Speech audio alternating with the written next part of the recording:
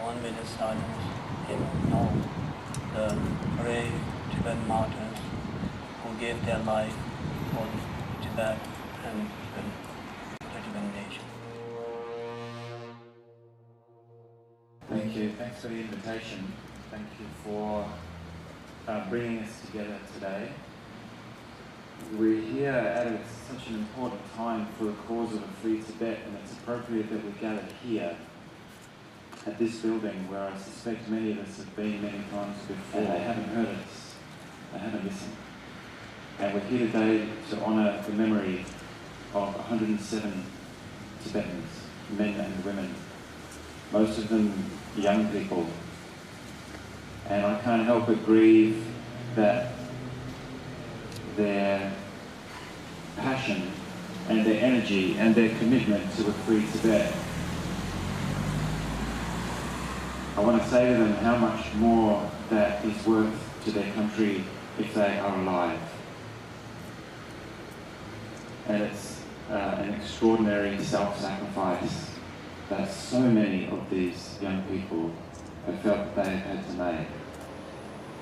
And I find, as I suppose many of us do, within myself, deep conflict at the extraordinary magnitude of this action that you would take in service of your community. So what it reminds us is that not a single one of them should be forgotten. Thank you for bringing their names together on this memorial here so that we can study those, commit some of their names to memory, and ensure that the sacrifice in the cause of a free Tibet will never be forgotten, and it then is incumbent upon us who stand here with the freedom to demonstrate. And they can remain behind their walls, they can call in the police to guard them from a peaceful demonstration and from the chanting of monks and nuns, but we will prevail. Martin Luther King said the arc of history is long, but it bends towards justice. He paid for his activism and his work with his life as well, as these people have done. So then really it remains for us to uphold that memory and ensure that not a single one of those lives is wasted. And I believe that we can do that. But thank you, Rinpoche, for your leadership in bringing us together. Thank you all for gathering to ensure that the cause of the people of Tibet is never ever forgotten. Thank you.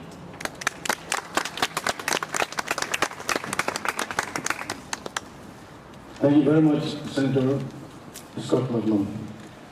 Now, may I introduce you, State Green Leader, Green Party Leader, Honorable Tibetan, our long-time friend. Woo! Thank you, and thank you, Scott, for your words. Can I also start by acknowledging that we're on Noongar land, recognising the leaders past and present of the traditional owners of this country, who similarly fight big battles for recognition and acknowledgement of their place in their own country. The Greens will stand for Tibet for as long as it takes, and we salute the Tibetan community here in Western Australia for your resilience and your ongoing commitment to acknowledge every 10th of March the ongoing injustices that Tibetans experience at the hands of the Chinese government. And yeah, it's stark contrast. We have Venetians and shutters going off behind the windows there. Some more photos for files, no doubt. But at least we can be here demonstrating on the streets in relative safety. So we have a duty to continue in that. And it is also a duty that the Greens take very seriously, and we will be continuing to raise the issue of the injustices that are experienced by Tibetans, both within Tibet and outside. This struggle must go on, and justice will be served at some point in history. It's taking a long time, but never give up is the answer there. And yeah, I think also because of our particular relationship with China here in Western Australia, we have a particular obligation to, as a trading partner, as a kind of a friendly relationship that we do have with the Chinese people, to also continually raise the other side of China, the oppressive side, the non-democratic side, and to point out that this has consequences for the Tibetan people, and we have an obligation to bring that to China's attention at every opportunity, whenever there's any diplomatic or formal interaction. So thank you all for coming out on a Sunday and for your presence, and we will stand with you. Thanks so much. We commemorate the 1959 uprising against the Chinese overlords. The Chinese, of course, invaded our country, and then what happened was, as I've mentioned in the brochure, first they came with smiles and friendship, but gradually they started overtaking our country. So the peace treaty that Tibet signed with China in 1950, May 23, 1951, that was never actually meant. It was to make sure that Chinese invasion of Tibet was palatable to the international community.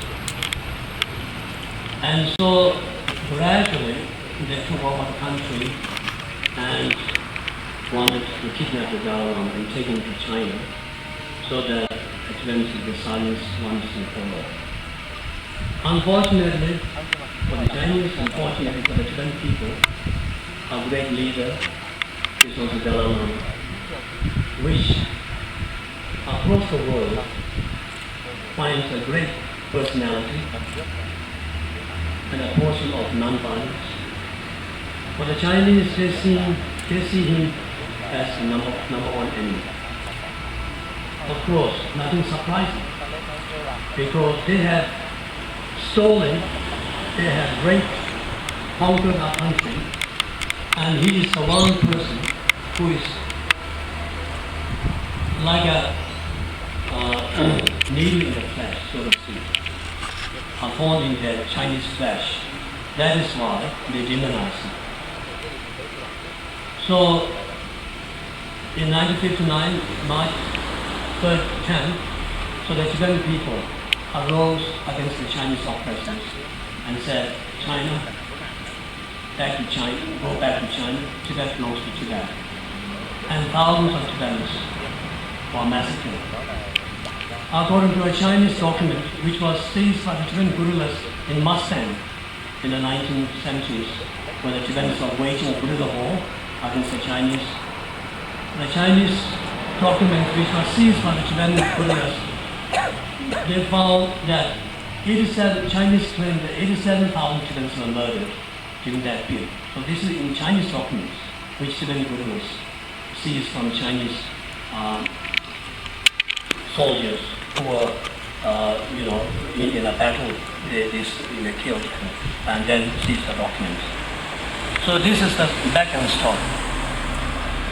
Now what everybody has to know is that Tibetans never ever accepted Chinese rule. So this is a fact. And Chinese have forcibly occupied, and this is a military occupation. China has something like 500,000 military personnel in Tibet.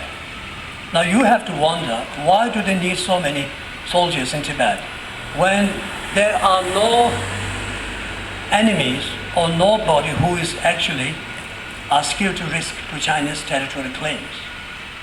The whole idea why the Chinese have 500,000 military personnel in Tibet is entirely it is to maintain the occupation. So that is why the Tibetan people are suppressed ever since Chinese occupation. And what has come out now is that Tibetans have no way of expressing their religious beliefs, their culture, and their way of life. And the Chinese are gradually,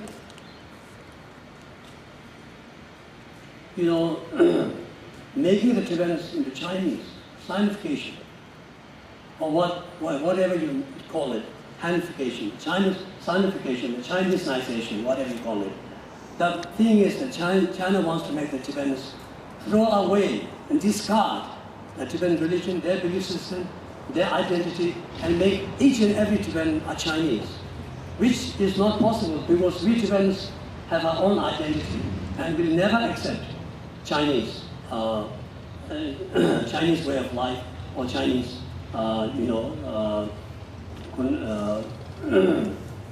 forcing their way of life upon us. There's a saying, you can take away by force, or you cannot give by force. So we Tibetans will never ever accept Chinese rule. So today we are here, 54 years after the Chinese occupation, and we Tibetans continue to battle, continue to strive, to fight back against a totalitarian government. And the Tibetans, because of our belief system, we have been non-violent. I will tell you with sincerity, this is not to say that Tibetans are incapable of violence. Every human being is capable of violence. It is much easier to kill others than kill yourself. So today, 107 Tibetans inside Tibet and 3 Tibetans outside Tibet have self-immolated for the cause of Tibet, without hurting, causing injury to a single Chinese. Just imagine if all the 107 Tibetans inside Tibet had bombs strapped to their bodies and blew up Chinese officers and Chinese military personnel. Just imagine the mayhem that would have caused. But so far, thanks to his Dalai Lama's influence, the Tibetans have maintained non-violent struggle against the Chinese. But the Chinese have shown no mercy whatsoever in dealing with the Tibetan people. And they're mercilessly murdering and killing Tibetans, and even Tibetans who are burning and up in flames, they shoot them. They even use batons with spikes on them. And they are thrown into the Chinese police vans and just taken to places where their limbs are cut off, where the Chinese doctors and nurses look down and spit upon the Tibetan self-immolators. So this is how they're treating the Tibetans. That is why, if the Chinese continue to be violent, there is every danger that it can gradually escalate into something different than what we are seeing today. As a student activist from the 1970s, I have never dreamed that Tibetans will take such a step like today. This is entirely new. I used to think that maybe someday Tibetans might take to violence, but I never imagined that Tibetans will burn themselves like this. Now, if you see a person is prepared to burn themselves in such horrific situation, you can imagine they can do anything in future. So therefore, the Chinese leaders, from Xi Jinping and all his colleagues, they have to take note that the Tibetan struggle is not going to go away. Get that in your mind firmly. We will continue to fight. And we Tibetan monks, nuns, Tibetan lay people will make sure that our future is in the hands of our young people who will continue to fight. Because today, those Tibetans, like the minister mentioned, who have burned themselves are not old people. They are mostly young people in the 20s, in their teenage. And there are only few people who are old, or you can say old, in the 60s or 50s. Otherwise, they're all young, who have been brought up in the communist system, who have been brought up under that dreadful red rag, which is called the Chinese flag, where they have been brought up under that flag, and now they are going against the Chinese and saying, we don't want to hear, you want to get out. If you don't do that, we want to burn ourselves. So those Tibetans who have been brought up under the Chinese red flag, they are against the Chinese. It is not the Tibetan exiles and the Dalai Lama who are instigating. It is the Chinese system, the Chinese policies that have failed the Tibetans. That is the main reason why the Tibetans are rising under the Chinese occupation and Chinese misrule. So therefore, the Chinese should not think that somehow you have the military, that you have the money, and that somehow that you can control the whole world. I know that Australia is getting less and less friendly, about talking about human rights. I know I'm an Australian citizen, thank you very much, I'm very happy. But I know that Australian leaders are very, very edgy when it comes to talking about China. And it's the same with India, it's the same with everybody. But you know what? The Chinese money will not stay there forever. Just like the Soviet Union, it will collapse. In a Buddhist system, nothing remains forever. What must go up must come down. And the Communist Party will come down because the British Empire came down, the American Empire is coming down, the Roman Empire came down, and the Austrian-Hungarian Empire came down, and all the empires they came about all disappeared. And the Chinese Empire is no exception to the rule. And I can predict it will come down. And you know what? Xi Jinping has already said recently that unless the Chinese fix the atrocious, the malignant corruption that is eating into the vitals of the Chinese communist system, the Chinese communists will not even survive for 100 years. He said it. He had just said it recently. He said that we will not be able to celebrate the 100th birthday of the Chinese communist system. He said, because there is corruption endemic in the system, and unless we clear that, the Chinese communist system will not last for another 8 years, because the Communist Party was founded in 1921, and in 2021, it will be 100 years. So they have only 8 years to go for 100 years. But you know what? They may not even last that much. We don't know.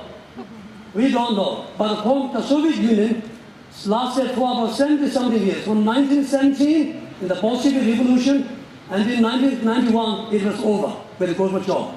So therefore, the Communist Party, what's happening is that it is a system where it is fearful of its own people. So now today, what they have done is their defense expenditure to defend the country is only $116 billion. But the internal defense, they're spending $124 billion. Now you can see the Communist Party is against the Chinese people. They are fearful of their own people more than they are fearful of outside countries. So you can see that a country which is fearful of its own people has no life. And also we Australians know that fish rots from the top. And the Chinese leadership is wrought with corruption. So it's going to come down. I'm not saying it's going to come down in 10 years, 20 years, but it's bound to come down. And Tibetans and Tibetan supporters should never think that somehow that the Chinese have military capabilities and they have a lot of money, that somehow they're that they are somehow, you know, they cannot be challenged. The fact is the Soviet Union was exactly the same. They had military, they had the nuclear weapons, but when it came down, none of that was of any use. So there's no difference. So therefore, you see, today what's happening is that the communist system is not changing because it is not reformable. It just can't change. But what's happening is the people are changing. You see? Why? Because as the people get more rich, so it makes them more restive. They want more. And now what happened is that Xi Jinping will face more trouble than Putin had. That the Chinese people are getting more restive. They want more changes, more democracy, more freedom at least, even if you don't call it democracy.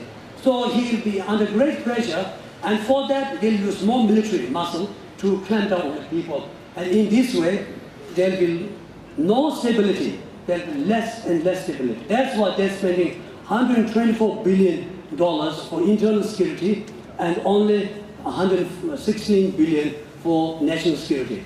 This shows clearly that the Chinese government is very, very worried about the explosive nature of the Chinese nation. So therefore, the Tibetans should not get discouraged that somehow we're facing a challenge from a demon that cannot be destroyed. We are not here to destroy the Chinese. We have nothing against Chinese. We are friends of the Chinese people. They are looking for democracy and freedom. We are also looking for freedom and democracy. But what we are against is the policy of the Chinese government, nothing against the Chinese people. So therefore, the injustice that the Chinese communists are inflicting upon the Tibetans is inflicted upon the Chinese people as well. You know, the Tiananmen Square massacre in 1989, when thousands of children were murdered. Even today, the mothers of the Tiananmen children who were murdered, they are seeking justice. But the Chinese government would have none of that. They imprisoned them and they killed them also. So therefore, we are with the Chinese people. We are also fighting for our freedom. We are not against the Chinese people as such. We are fighting for our own country, for the sovereignty of our country, for the freedom of our country.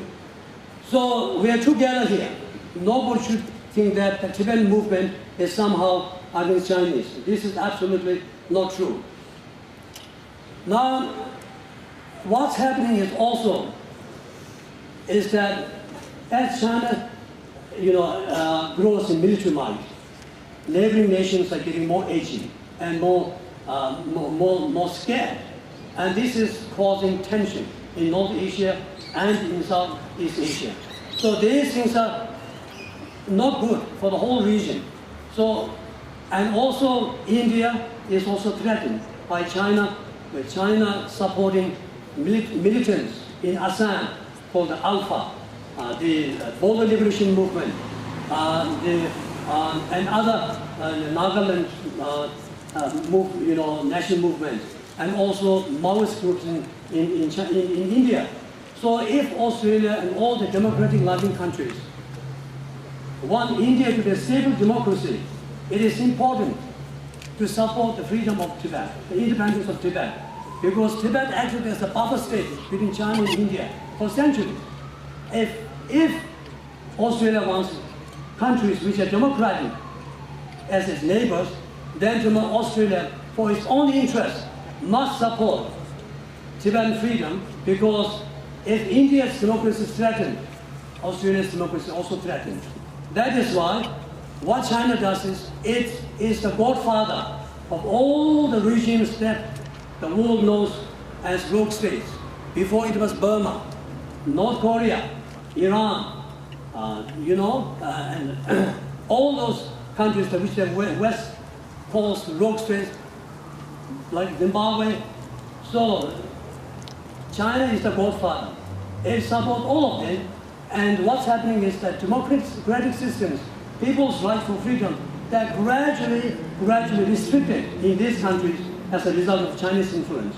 That is why all those democratic countries, including Australia, if you really believe in the notion that all people should be free, then you know Australia must support the Tibetan freedom struggle as well for its own interest. So finally, without mentioning too many things, I'll just recite or cite one of the words which Tiananmen Square mother has said, you know, because there's a Tiananmen Square mothers group who are fighting for justice for the sons and daughters which were murdered by the Chinese Communist Party. So she says,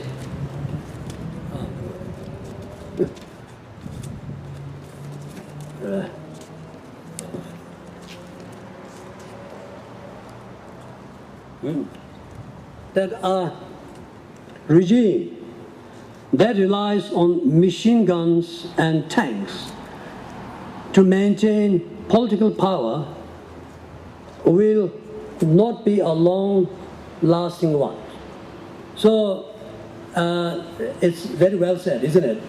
Any government, whether it's the Chinese totalitarian government or whoever it is, when they use only guns, machine guns and tanks to keep themselves in political power, that will not last.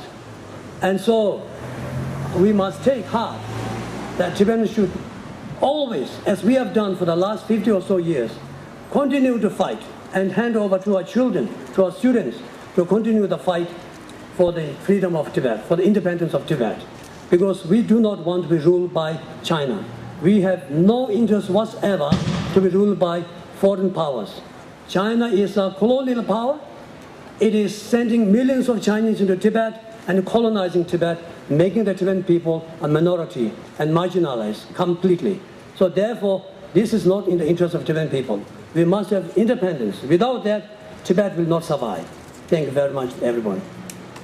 And I would like to thank also the Australian senators, Liz Watson and Senator. Thank you so much for coming here to support Tibet, because we need yourself more than ever. As you can see, we are in a terrible situation where the Chinese are using economic power and we Tibetans have no power at all. Your help, assistance and support is greatly appreciated. Thank you so much. A great honour to be here on behalf of the 107 Tibetans who have self-immolated since 2009, and also for all Tibetans, especially those living in Tibet, because as Geshe Jambal Singye has said, they live under a terrible system of government. I'd like to say first of all that Chinese people are good people. They are very good people, and I think that if the Chinese people knew fully how their government behaves in Tibet, I think they would have a great sense of shame, and they would be doing something about the situation themselves. I think we can see there's a number of Chinese intellectuals, including human rights lawyers in China. There's the most marvellous painter at the moment in Beijing who is drawing a face of each of the self-immolators, and he wants to draw attention to them. He regards them as non-violent, as being emblematic of compassion. So we have a core of intellectuals in China who do understand the situation, and I'm extremely inspired by, for example, human rights lawyers in China who will proactively want to represent Tibetans who have come under the arm of the law, and who will, as a consequence, be deregistered, and that sort of action will affect their whole life. And I think for the Han Chinese nationality to go to the extent of supporting Tibetans, they know fully what's happening, and they cannot live under that system that countenances human rights abuses. I have made many trips to Tibet, one recently, and it's a very sad situation. Now, I think we have to recognise that the degree of harshness the bloody sort of responses we get are the sign of a government in decline. Because if it was such a small matter, there wouldn't be the level of response that there is. I think if we look back historically, the uprising in central Tibet in 1989 actually, and I suspect that a number of Chinese at the top feel that there's a connection between the uprising in 87 through to 89 in Tibet and what happened in Tiananmen Square in 89-90, leading to the Tiananmen Square massacre. So I think sovereignty, what the Chinese government perceives as sovereignty issues, goes at the very heart of their rule over what is a vast colonial territory. I've had Hong Kong people tell me that the level of freedom they have in Hong Kong, for instance, is only as a display for Taiwan. I've had Hong Kong people say that the moment Taiwan returns to the Great Motherland, Hong Kong freedom is finished forever. Now, I think that the Communist Party has a range of problems right now, and I think this is why we're seeing such terrible responses to what's seen as a sort of a barbarian sort of fringe group that they don't really have full legitimacy over. And of course, symbolically, under His Holiness the Dalai Lama, they know that they don't have full legitimacy. I'd like to highlight today Tibetan singers who, especially in eastern Tibet, have been quite amazing in the songs that they have written and sung and developed whole albums, and I see these people, amongst many others, as being equally the heroes of Tibet, just as the self-immolators, because to write the song words like these, you have to know the risks you are taking. You have to know that it's only a matter of time before you're picked up at 3 o'clock in the morning by paramilitary, and they will be tortured if they don't give the right answers, which they're probably not likely to, in relation to hating the Dalai Lama, etc., because their songs actually indicate quite contrary. So their lives are finished too. So there are many great heroes taking place, heroistic sort of actions taking place in Tibet as we speak. Further to the self-immolations, now the Chinese government has criminalised any action deemed to be supporting or encouraging the self-immolations. But it's quite hideous because while I was in Tibet, for example, some 12 Tibetans who were helping to carry off one of these charred bodies were later picked up, and they will probably serve sentences from 10 to 15 years for literally just paying respects to the body. Two of those people were 12 years old. Now, I think that this goes beyond any sort of sense of human rights. And what's happening is because more and more innocents in Tibet are being drawn into the dragnet, that the Tibetan population are being fully radicalised. Imagine if we came from that same village, we knew these two 12-year-old boys, they're not even adults, and their life is finished. You wouldn't care what you did in future. You really wouldn't care what actions you took and how it may place you at risk. So I'd just like to read a few words from some of these songwriters. Quite amazing. One is from Umdo Malo, that's a place in Umdo. The song is The Lord Across the Distant Land by Sherab. Lord, the Lord is in the distant land, beyond the distant mountains, narrating the rise and fall of the snowland. Remembering a humble boy like me, Lord, where is the Lord's voice? It is on the rooftop of the world, proclaiming the good message of peace. Remembering a humble boy like me, Lord, where are the Lord's thoughts? They are on the peak of the snow mountains, manifesting in the radiance of the snow mountains, remembering a humble boy like me. Sherab was arrested in September 2012.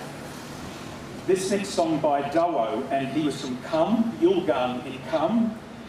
I Ma, 3 jewels, in the land of snows, the heroic youth of Tibet, making offerings of their bodies. The heroic youth of Tibet, making offerings of their bodies. Counting the months and years with a rosary, life is still the most precious thing. Offering their lives to the snow land, our hearts will not forget. Offering their lives to the snow land, our hearts will not forget. From the Patala Palace, the Supreme Protector Tenzin Gyatso traversed many passes and valleys. The children remained behind. Traversed many passes and valleys. The children remained behind. And this songwriter I actually became familiar with through friends in Tibet just recently. His name is Gebe. If any of you get an opportunity, go onto YouTube and put in Tibetan singer. Certainly the site High Peaks Pure Earth have many songs like this translated.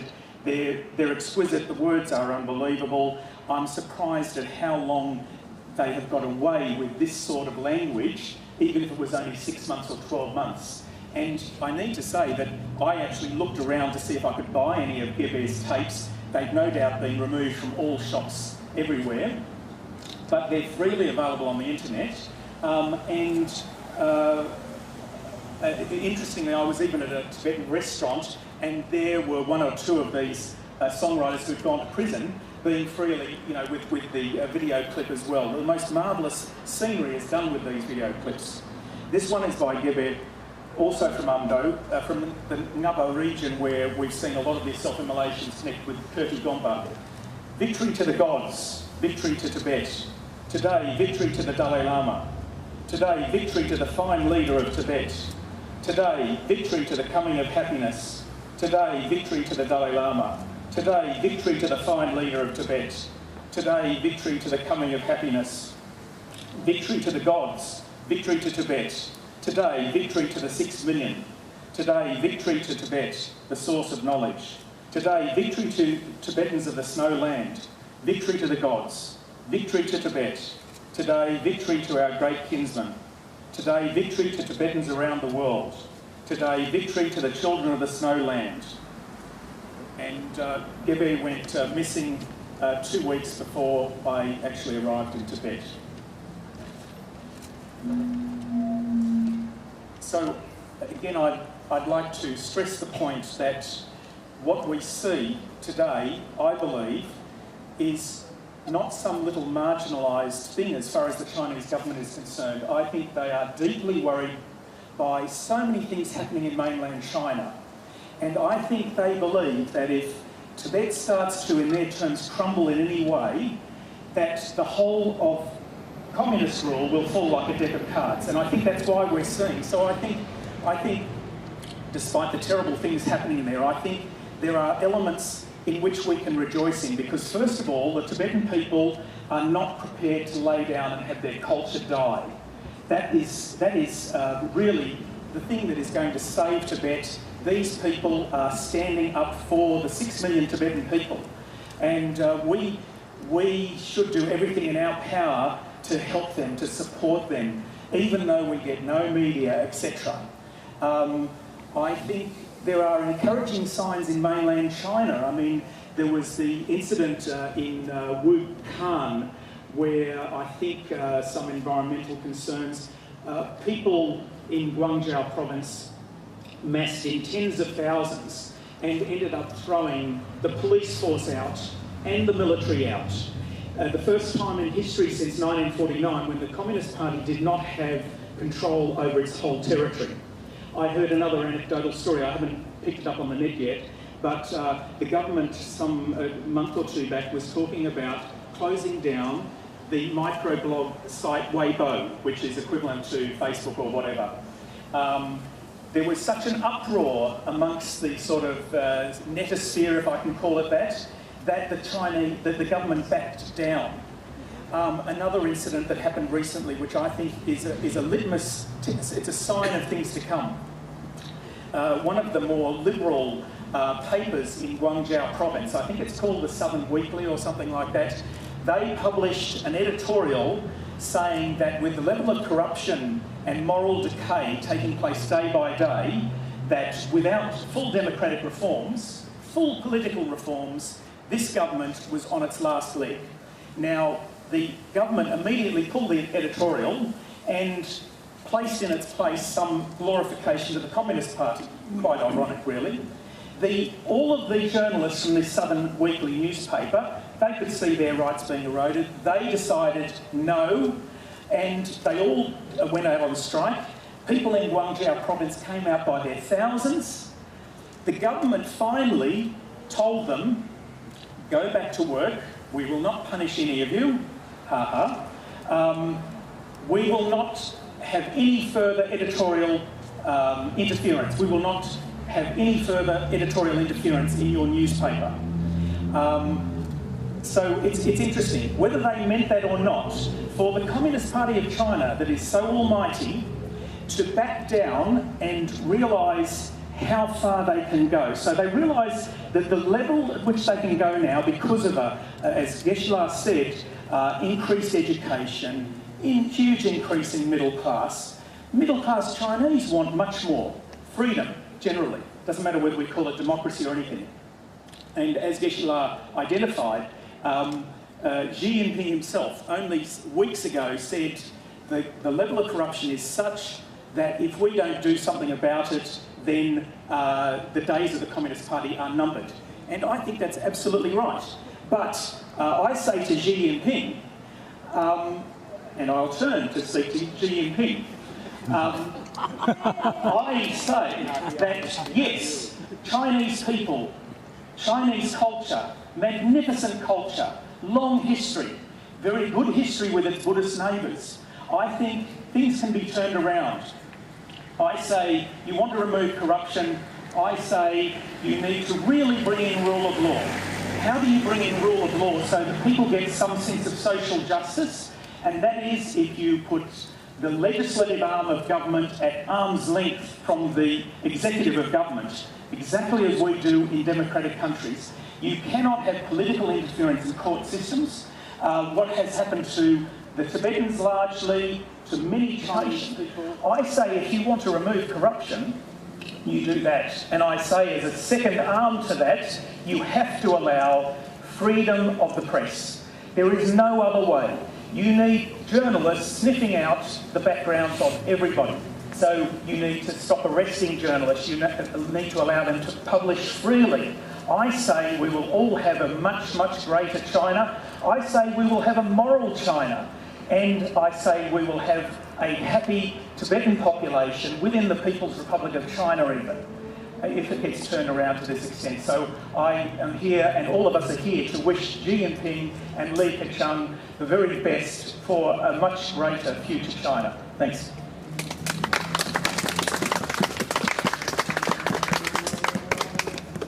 Thank you very much, Bruce. Now I would like to ask Mr. Hong Kim on behalf of the Vietnamese community, and I would like to thank Mr. Nguyen and his Vietnamese friends for participating in today's rally. Thank you very much.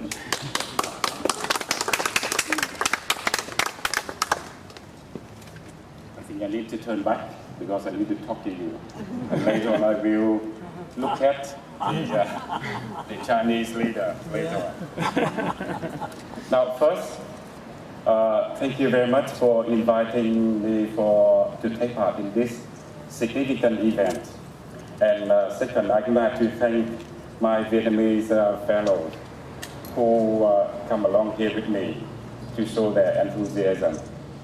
Dear Tibetan friends, my Vietnamese fellows, last night, one of our friends, Vietnamese friends, sent me footage of a beautiful concert in which a beautiful Tibetan song was performed.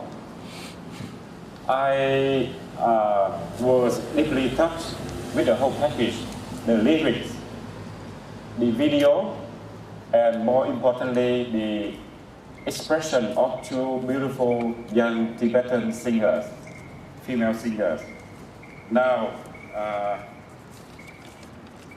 so when Bruce, delivered his talk, I tried to make sure that he covered this song However, he didn't cover, so I need to read to you. Okay. Red stars waving high on the mountains of my land. Hear my people cry, sadness in their mind. You feel like a god with a gun in your hand. Sorrow you have brought to my peaceful land.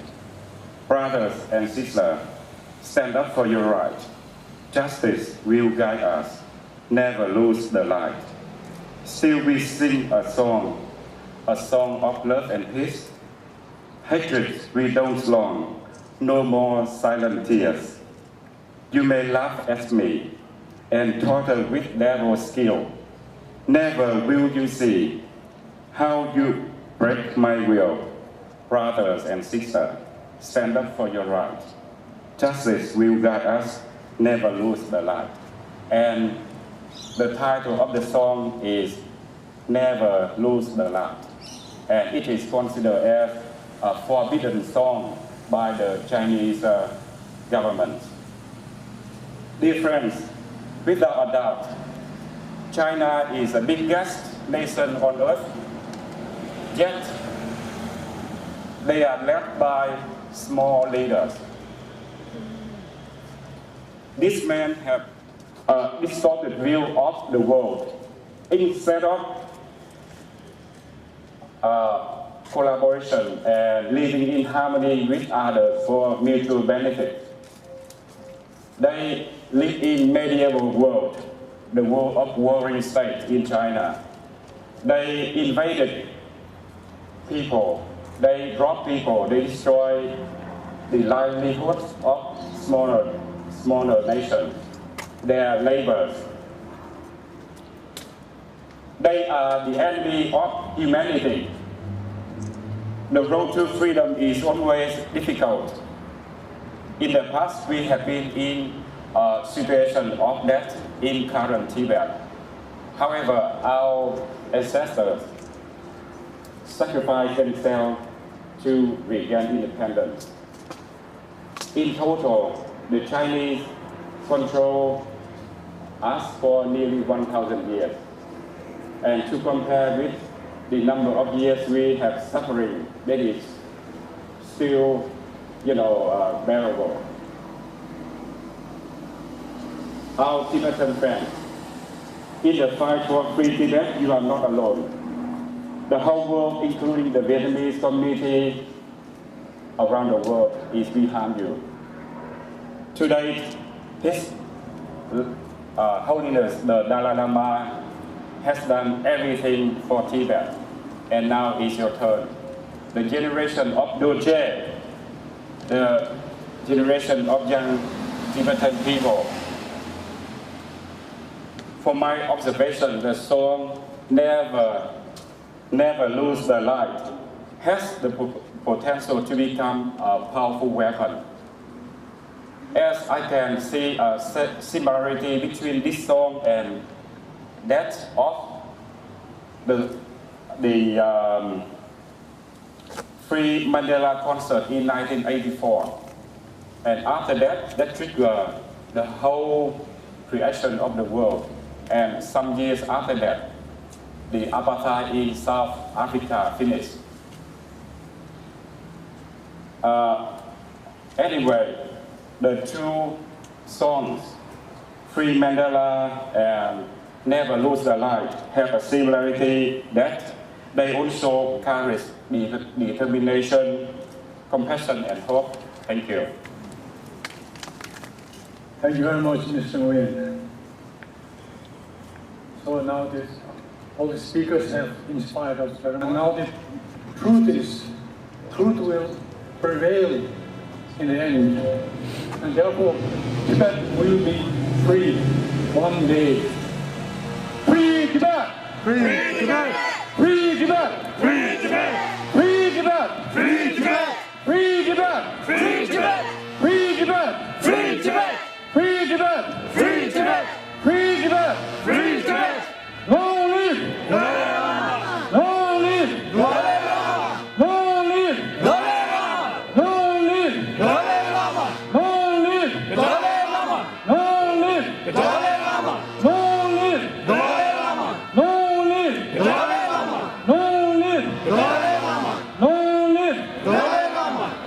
Tibet! Free Tibet! Free Tibet! Free Tibet! Free Tibet! Free Tibet! Free Tibet! Free Tibet! Free Tibet! Free Tibet! Free Tibet! Free Tibet! Free Tibet! Free Tibet! Free Tibet! Free Tibet!